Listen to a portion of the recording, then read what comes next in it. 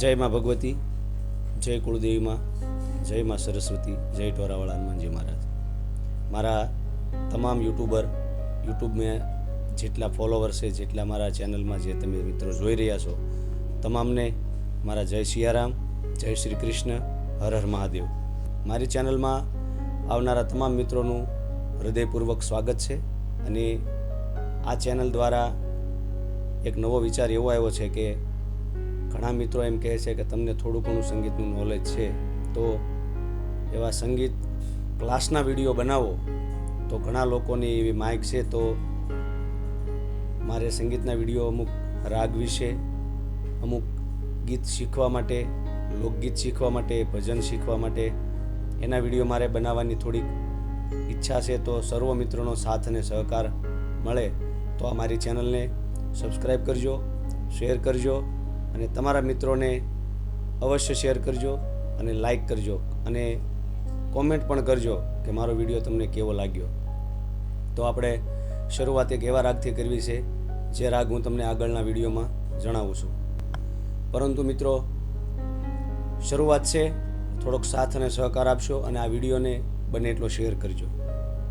રાગ છે એ બ્રહ્મ છે અને એની સાથે કોઈ છેડછાડ કરવી કે મારા વ્યુઅર્સ વધારવા માટે કોઈ ખોટું કરવું, ખોટું બોલવું એવો કોઈ મારો ઈરાદો નથી। પણ આ રાગ મેં જે મારા સાથી કલાકારો, મારા મિત્રો, મારા ગુરુ સમાન મિત્રો છે એવા બધાએ એની પાસેથી હું નોલેજ લઈને જ વિડીયો બનાવવાનો છું। એટલે કાલ સવારે કોઈને અવળી અસર ન પડે અને સંગીત દોષ મને પણ ન લાગે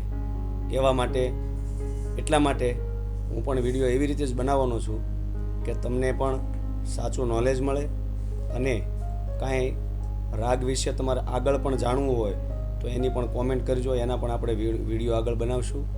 અને નાના બાળકો હોય કે સંગીત શીખતા હોય એના માટે આ વિડીયો છે, જેને બધું આવડે છે, જે સર્વગુણ સંપન્ન છે, એ તો મારા ગુરુ સમાન જ છે બધા મિત્રો। અને એની પાસે તો હું શીખું પણ છું। એટલા માટે હું કોઈ દાવો કરીને નથી બનાવતો, પણ મારે એવું કહેવાનું થાય છે કે મારે જે શીખાવ મિત્રો છે, જે શીખે છે, એના માટે જ આ મારે વિડીયો બનાવવાના છે। તો સાથ અને સહકાર આપશો એવી પ્રાર્થના સાથે તમામ મિત્રોને મારા જય સિયારામ, જય ઢોરાવાળા હનુમાનજી મહારાજ, જય માતાજી। નમસ્કાર મિત્રો, આજે આપણે એક એવા રાગની વાત કરવા જઈ રહ્યા છીએ કે જે રાગ ગમે તે આપણે કરુણ પ્રસંગ હોય, દાખલા તરીકે કથામાં ગવાતા હોય તો કોઈ કરુણ પ્રસંગ હોય, દીકરી વિદાયનો પ્રસંગ હોય કે કોઈ પણ માતમનો પ્રસંગ હોય, એના માટેનો જે એક રાગ વધારે પ્રિય લાગે અને પ્રસંગની સાથે જે વધારે અનુકૂળ લાગે એવો રાગ જે છે એ છે શિવરંજની રાગ।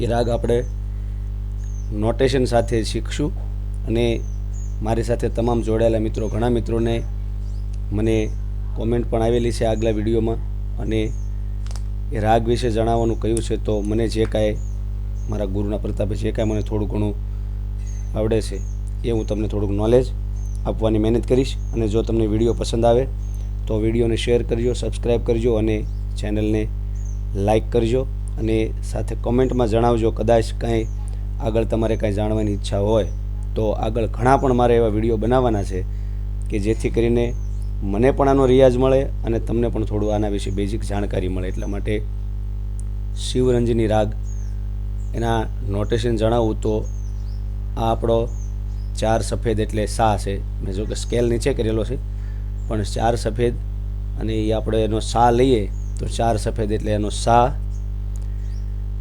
રે, ગ, પ, ધ અને સા। 1, 2, 3, 4 અને 5 માત્ર 5 સ્વરનો આ રાગ છે। સા, રે, ગ, પ, ધ, સા।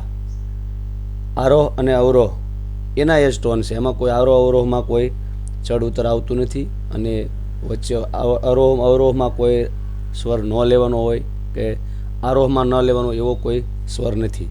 એટલા માટે આપણે વગાડીને સાંભળીએ।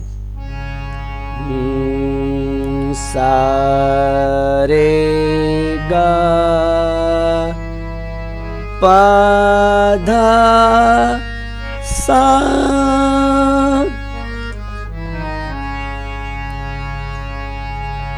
ધ પ ધ સા રે ગા પા ધ સા. આ એના નોટેશન છે. આમાં અનેક પ્રકારના ગીતો આવે છે. હિન્દી ગીતો છે, ગુજરાતી ગીત છે, તામિલ ગીત છે. આમાંથી કોઈ પણ પ્રકારના ગીત તમે આ રાગના માહોલમાં આવો એટલે ગીત તમને ઓટોમેટિક મગજમાં આવી જશે.